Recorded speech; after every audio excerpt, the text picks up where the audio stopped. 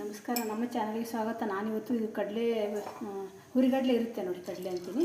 ಹುರಿಗಡಲೆ ಪುಟಾಣಿ ಹುರಿಗಡಲೆ ಅಂತೀವಲ್ಲ, ಅದ್ರದ್ದು ಹಿಂಡಿ ಚಟ್ನಿ ಪುಡಿ ಮಾಡ್ತಾಯಿದ್ದೀನಿ. ಇದಕ್ಕೆ ಒಂದು ಇಷ್ಟು ಹಾಕ್ಕೊಂಡಿದ್ದೀನಿ, ನನಗೆ ಎಷ್ಟು ಬೇಕೋ ಅಷ್ಟು ತೊಗೊಳ್ಳಿ ನೀವು.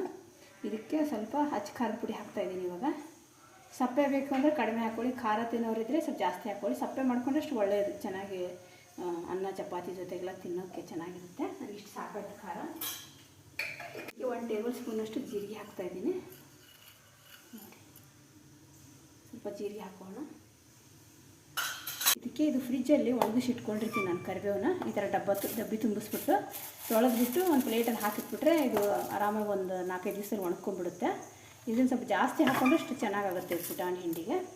ಇದಕ್ಕೆ ಇನ್ನೂ ಸ್ವಲ್ಪ ಕರಿಬೇವು ಹಾಕೋತಾ ಇದ್ದೀನಿ. ಇದಕ್ಕೆ ಬೆಳ್ಳುಳ್ಳಿಗಿಂತ ಕರಿಬೇವು ಜಾಸ್ತಿ ಹಾಕ್ಕೋಬೇಕು, ಚೆನ್ನಾಗಿರುತ್ತೆ.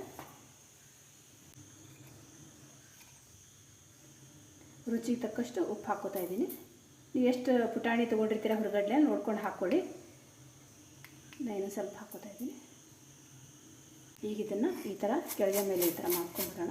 ನಿಧಾನ ಮಾಡ್ಕೊಳ್ಳಿ, ನಮ್ಮ ಖಾರದ ಪುಡಿ ಕಣ್ಣಿಗೆ ಬಂದುಬಿಡುತ್ತೆ. ನಿಧಾನ ದೂರ ಹಿಡಿದು ಈ ಥರ. ಇಲ್ಲಿ ಹಾಗೆ ಕೂಡ ಮಿಕ್ಸಿ ಹಾಕ್ಬೋದು.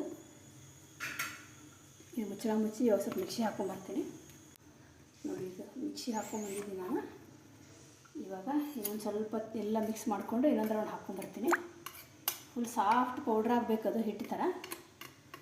ನೋಡಿ, ಗಮ್ಮಂತ ಇದೆ. ಕರಿಬೇವಿನ ಪುಡಿ ಎಲ್ಲ ಕರಿಬೇವು ಹಾಕಿರೋದ್ರಿಂದ, ಜೀರಿಗೆ ಹಾಕಿರೋದ್ರಿಂದ ತುಂಬ ಚೆನ್ನಾಗಿ ಸ್ಮೆಲ್ ಬರ್ತಾಯಿದೆ.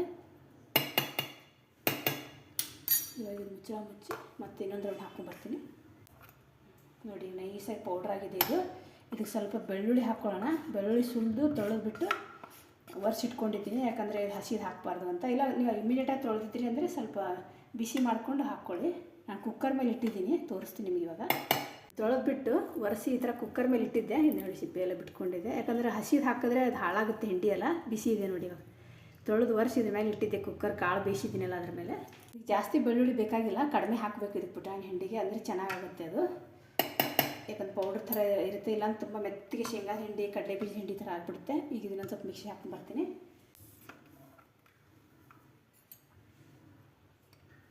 ನೋಡಿ, ಎಲ್ಲ ಮಿಕ್ಸ್ ಮಾಡಿಕೊಂಡು ಇನ್ನೊಂದು ರೌಂಡ್ ತಿರುಗಿಸ್ಕೊಂಡ್ಬಿಡ್ಬೇಕು, ಬೆಳ್ಳುಳ್ಳಿ ಎಲ್ಲ ಕಡೆ ಮಿಕ್ಸ್ ಆಗಲಿ ಅಂತ. ತುಂಬ ಚೆನ್ನಾಗಿ ಕಲರ್ ಬಂದಿದೆ, ಗಮ್ ಅಂತ ಇದೆ. ಇದಾಗಿದೆ ಇವಾಗ ಹಿಂಡಿ.